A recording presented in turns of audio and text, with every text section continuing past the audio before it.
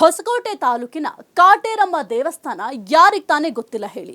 ಸುಮಾರು 200ರಿಂದ 300 ವರ್ಷಗಳ ಹಳೆಯ ದೇವಸ್ಥಾನ ಇದು. ಕಾಟೇರಮ್ಮ ದೇವರಿಗೆ ಅಪಾರವಾದ ಭಕ್ತರಿದ್ದಾರೆ. ಆ ದೇವಸ್ಥಾನಕ್ಕೆ ಹೋಗುವ ಭಕ್ತರು ನಮ್ಮ ಮೇಲೆ ಕೆಟ್ಟ ದೃಷ್ಟಿ ಬೀಳಬಾರದು ಅಂತ ದೇವರಲ್ಲಿ ಪ್ರಾರ್ಥನೆಯನ್ನ ಮಾಡ್ಕೊಳ್ತಾರೆ.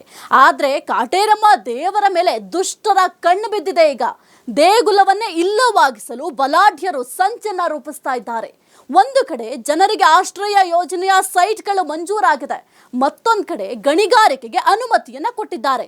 ಒಂದೇ ಜಾಗದಲ್ಲಿ ಎರಡೆರಡಕ್ಕೆ ಪರ್ಮಿಷನ್ ಹೇಗೆ ಕೊಟ್ಟಿದ್ದೀರಾ ಅಂತ ಗ್ರಾಮಸ್ಥರು ಪ್ರಶ್ನೆಯನ್ನ ಮಾಡ್ತಾ ಇದ್ದಾರೆ. ಬಲಾಢ್ಯರ ಬೆಂಬಲಕ್ಕೆ ನಿಂತು ಕಾಟೇರಮ್ಮ ದೇವಸ್ಥಾನ ಕೆಡವಲು ಅಧಿಕಾರಿಗಳು ಸಹ ನೆರವಾಗಿದ್ದಾರಾ ಅಂತ ಸಾರ್ವಜನಿಕರು ಪ್ರಶ್ನೆಯನ್ನ ಮಾಡ್ತಾ ಇದ್ದಾರೆ. ಇದಕ್ಕೆ ಜಿಲ್ಲಾಡಳಿತ ಉತ್ತರವನ್ನ ಕೊಡ್ಲೇಬೇಕಾಗುತ್ತೆ. ಯಾಕೆಂತಂದ್ರೆ ಸಾರ್ವಜನಿಕರು ಪ್ರಶ್ನೆ ಮಾಡ್ತಾ ಇರೋದು, ಇಲ್ಲಿ ಅನ್ಯಾಯ ಆಗ್ತಾ ಇರೋದು ಸಾರ್ವಜನಿಕರಿಗೆ. ಬ್ಯಾಡರಹಳ್ಳಿ ಸರ್ವೆ ನಂಬರ್ 18ರಲ್ಲಿ ಗಣಿಗಾರಿಕೆ ಅನುಮತಿಯನ್ನ ನೀಡಿದ್ದಾರೆ.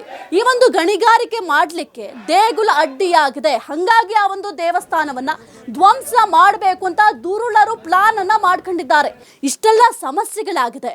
ಎಷ್ಟೋ ಬಾರಿ ಗ್ರಾಮಸ್ಥರು ಮನವಿಯನ್ನ ಮಾಡ್ಕೊಂಡಿದ್ದಾರೆ. ಕೇವಲ ಮನವಿ ಮಾಡ್ಕೊಂಡಂತಹ ಸಂದರ್ಭದಲ್ಲಿ ಭರವಸೆಯನ್ನ ಕೊಟ್ಟು ಕಳುಹಿಸ್ತಾ ಇದ್ದಾರೆ. ಗಣಿಗಾರಿಕೆಗೆ ಒಂದು ಕಡೆ ಪರ್ಮಿಷನ್ ಕೊಡ್ತಾ ಇದ್ದಾರೆ, ರೈತರು ಗೋಳಾಡ್ತಾ ಇದ್ದಾರೆ. ಕಾನೂನನ್ನ ಉಲ್ಲಂಘಿಸಿ ಅವೈಜ್ಞಾನಿಕವಾಗಿ ಪರ್ಮಿಷನ್ ಕೊಟ್ಟು ನಮಗೆ ಅನ್ಯಾಯ ಮಾಡ್ತಾ ಇದ್ದಾರೆ. ದೇವಸ್ಥಾನ ಸೈಟ್ ನಮಗೆ ಉಳಿಬೇಕು ಅಂತ ಗ್ರಾಮಸ್ಥರು ಪಟ್ಟು ಹಿಡ್ಕೊಂಡು ಕೂತಿದ್ದಾರೆ. ಇನ್ನು ಜಿಲ್ಲಾಡಳಿತ ಅಧಿಕಾರಿಗಳು ಸೂಕ್ತ ಕ್ರಮವನ್ನ ಜರುಗಿಸಬೇಕು. ಯಾರೆಲ್ಲ ಭ್ರಷ್ಟ ಅಧಿಕಾರಿಗಳಿದ್ದಾರೆ, ಒಂದು ಗಣಿಗಾರಿಕೆಗೆ ಯಾರೆಲ್ಲ ಪರ್ಮಿಷನ್ ಕೊಟ್ಟಿದ್ದಾರೆ ಅವರ ವಿರುದ್ಧ ಕ್ರಮ ಆಗಲೇಬೇಕು ಅಂತ ಪಟ್ಟು ಹಿಡಿದು ಪ್ರತಿಭಟನೆಯನ್ನ ಮಾಡ್ತಾ ಇದ್ದಾರೆ. ಈಗಲಾದ್ರೂ ಜಿಲ್ಲಾಡಳಿತ ಎಚ್ಚೆತ್ತುಕೊಳ್ಳಬೇಕಾಗುತ್ತೆ. ರೈತರಿಗೆ ಅನ್ಯಾಯ ಆಗ್ಲಿಕ್ಕೆ ನಾವು ಕೂಡ ಬಿಡೋದಿಲ್ಲ. ರೈತರ ಬೆಂಬಲಕ್ಕೆ ನಾವು ಸದಾ ಇರ್ತೀವಿ.